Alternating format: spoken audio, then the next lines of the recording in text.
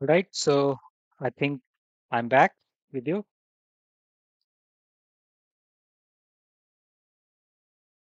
Just say yes if you join it.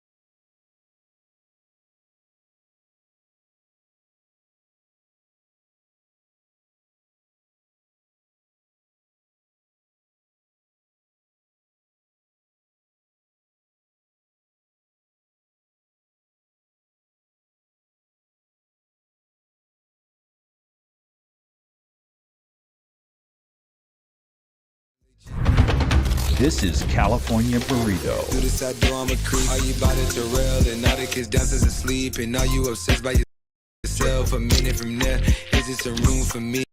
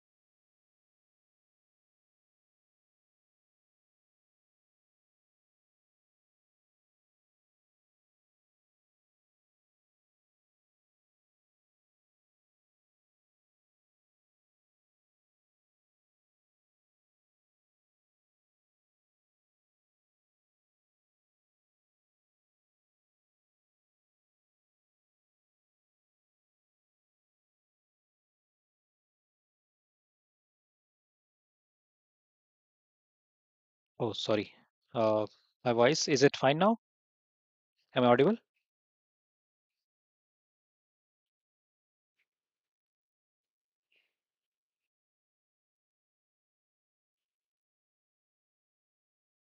Guys, if you don't hear or something, just say clearly because I was in impression that my voice is audible. I think it should be now.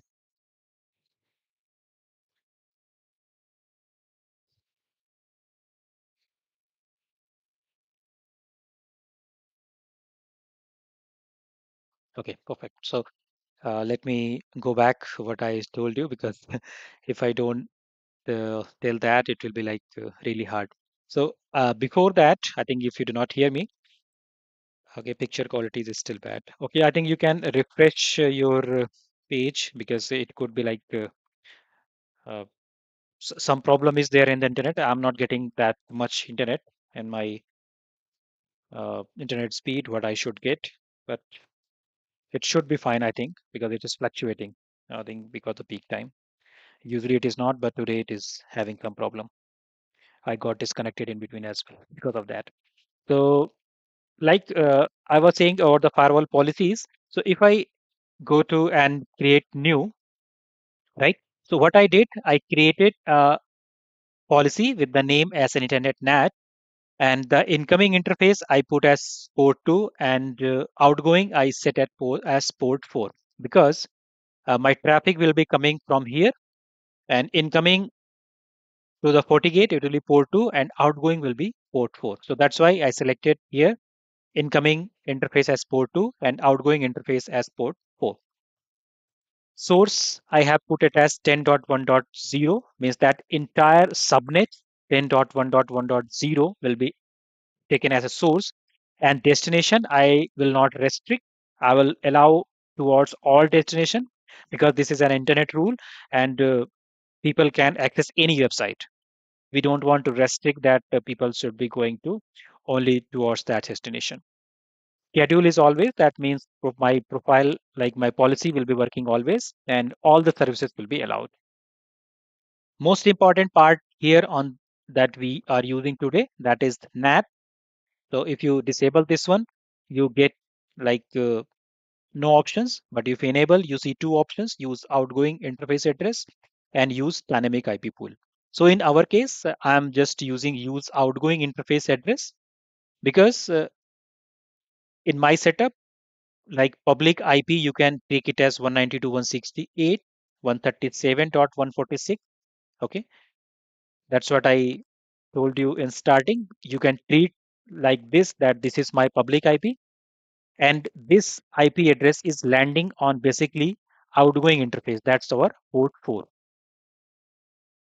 So if any of the traffic will be leaving our firewall, it will take this IP address. That's what name is saying.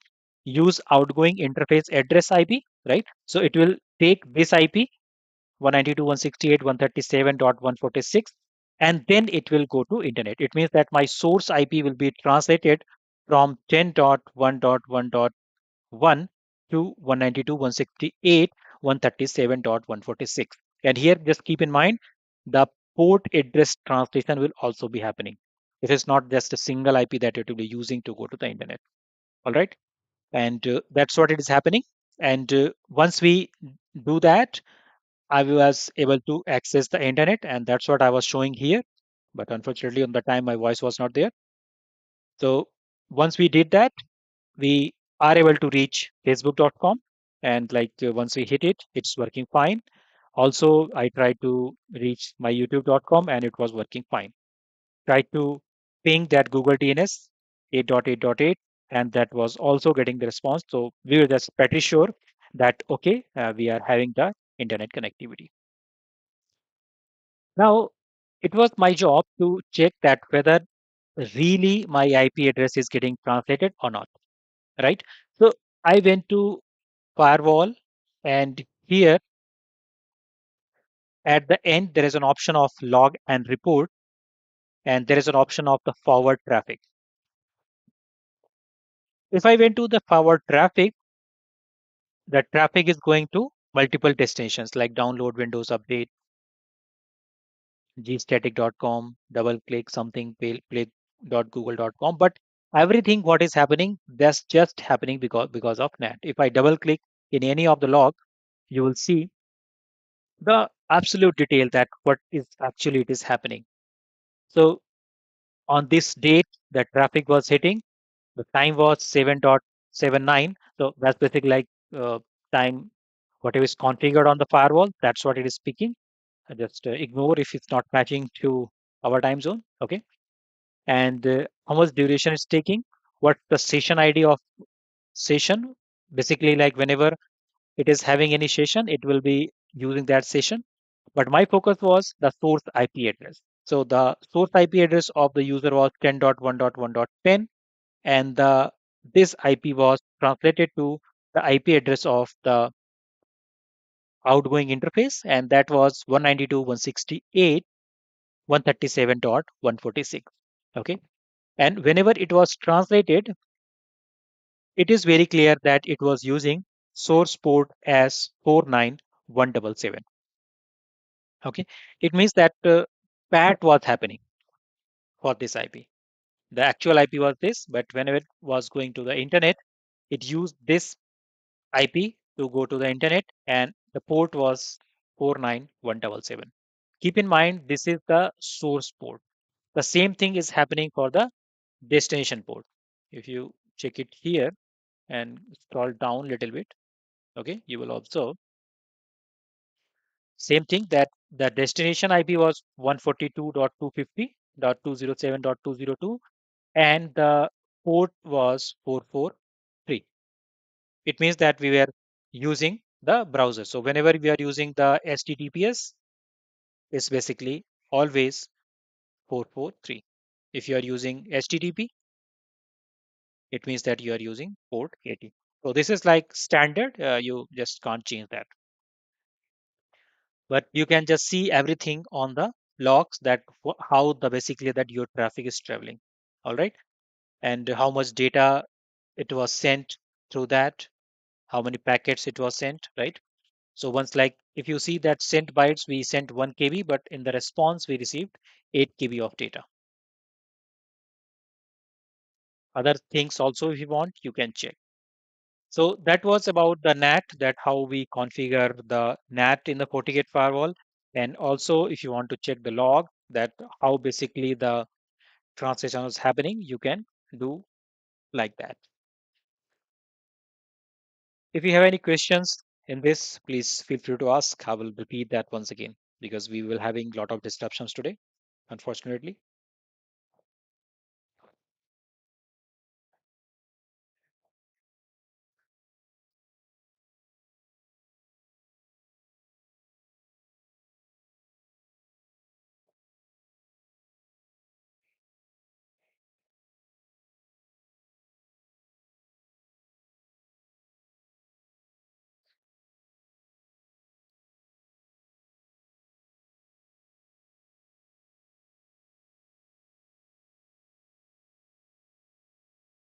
Feel free that if you have any, otherwise we'll stop there. And uh,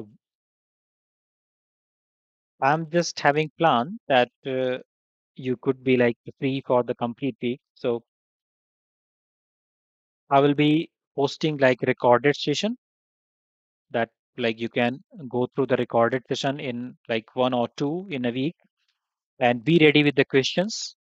Okay, ready recorded on the weekdays. You can go through those and be ready with the questions. Like yes, let's suppose you go through it and have any issues, then we will have this live session and you can ask here. So I'm having a plan to like only the revisions or the very crisp things here on the live sessions, or it will be like more about the questions that whatever we have covered in the previous ones, then you can ask those things there. All right.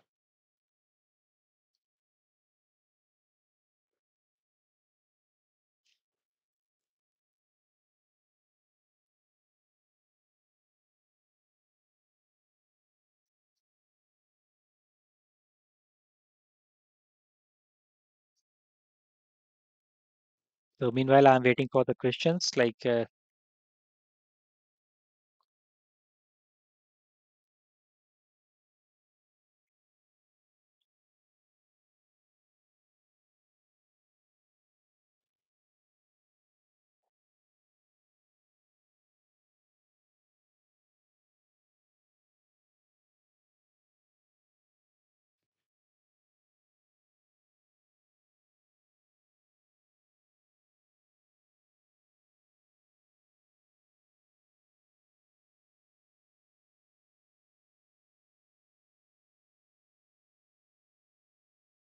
there are no more questions, like we can stop.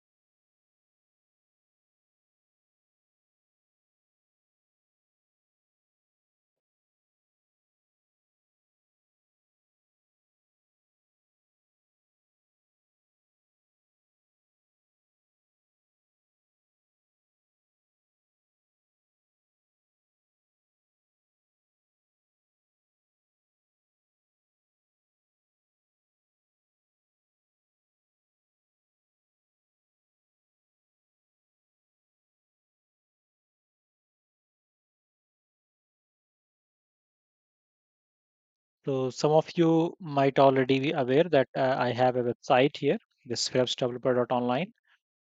Okay, you can also learn some of the other firewalls, or like if you are a little bit not good on the networking, so you can go through the CCNA sessions.